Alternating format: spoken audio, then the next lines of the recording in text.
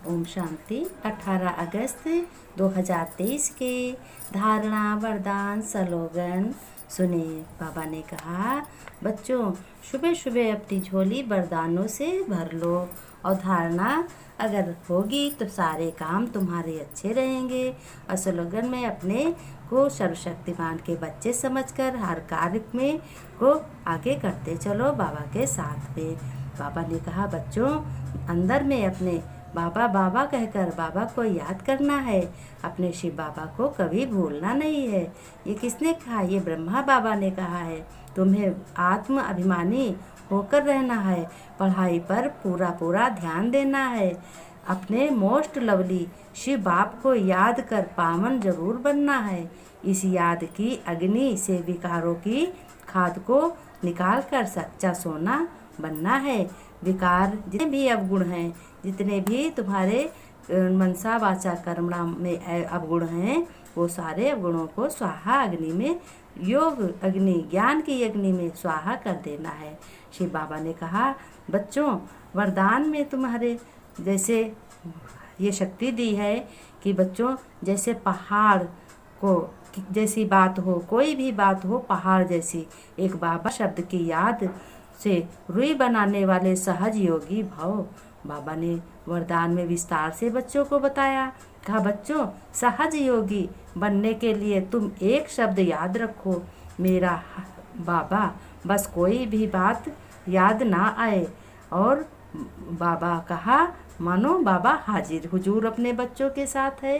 हिमालय जैसे बच्चों, हिमालय पहाड़ से भी बड़ा होता है, लेकिन बाबा कहा और पहाड़ रुई बन जाएगा। कितनी भी परेशानी, कितनी भी कोई भी कार्य बड़ा हो, पहाड़ से भी बड़ा हो, जैसे हिमालय सबसे ऊंचा पहाड़ है, कितना भी बड़ा काम हो तो कितना भी कठिन हो, जैसे ही बाबा कहा बस पहाड़ कैसा बन जाएगा? रुई कितनी हल्की होती है, पहाड़ कितना मजबूत होता है।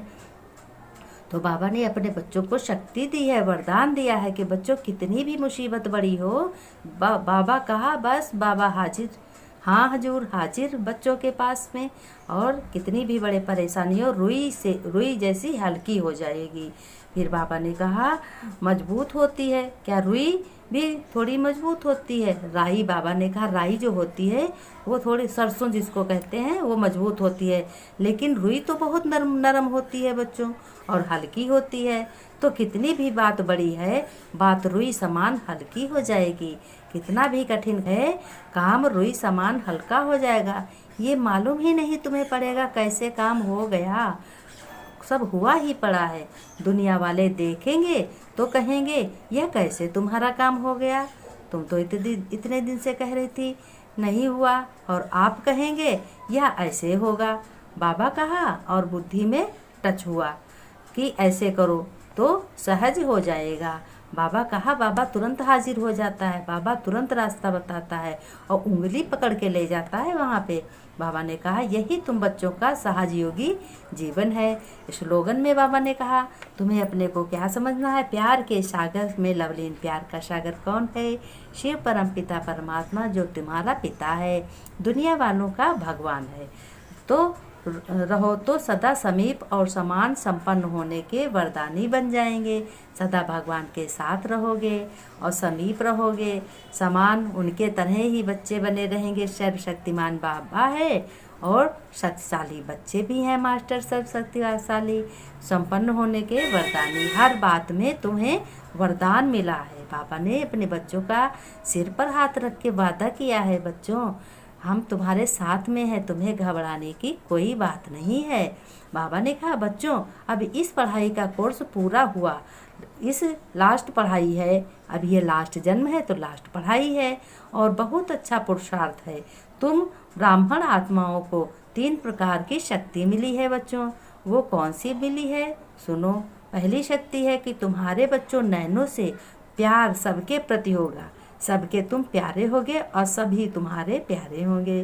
किसी बच्चों की मन की स्थिति में कितना भी भारीपन हो, मन में कितना भी हो सशक्त, मन कितना भी भारी हो सभी उलझनों से, लेकिन तुम्हें देखकर दूसरे यही समझेंगे कि ये शिव बाबा का बच्चा बना, ज्ञान सुना और सुन रहा है, तो बात इनको तो सारे काम हुए पड़े हैं। ये तो बिल्कुल चिंता ही नहीं करते, हमेशा मुस्कुराते रहते हैं। उन्हें अचंभा लगेगा, उन्हें ताज्जुब लगेगा, ये कैसे इनके काम हो जाते हैं।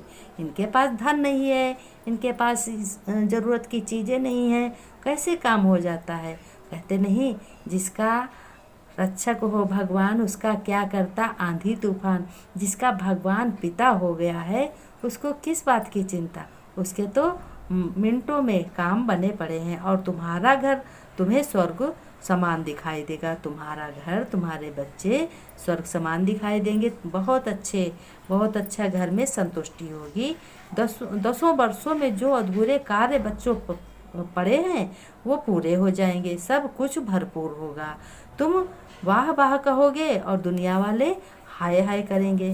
दुनिया वाले तो कलयुगी हैं, आसुरी संतानें हैं, आसुरी आत्माएं हैं।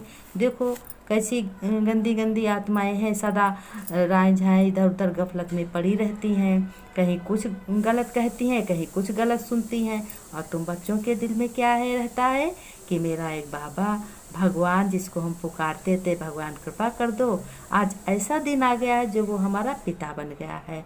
तो जिस बच्चे का पिता सर्वशक्तिमान हो, भगवान हो, उस बच्चे की क्या कमी हो सकती, कोई कमी हो सकती।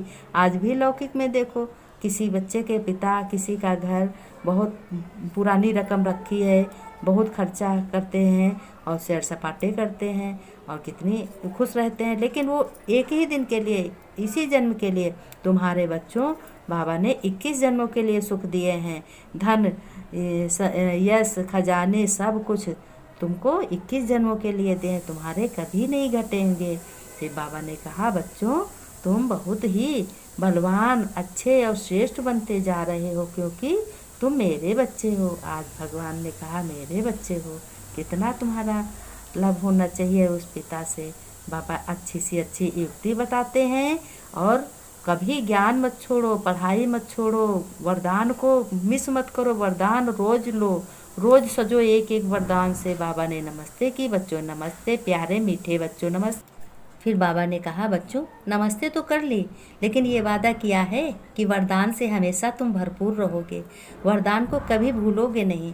और वरदान रोज़, हर डेट का, रोज़ तारीख का नया नया, जैसे भोजन बना के नया खाते हो, उस तरीके से नए नए वरदान से सजो, शक्ति लो, रोज़ की रोज़ शक्ति लो। और इस वरदान को से भरपूर हमेशा 21 जन्मों तक रहोगे और सभी को दोगे। जब तुम्हारे पास होगा तो सभी को दोगे ना, सबकी झोली तुम भरोगे। ओम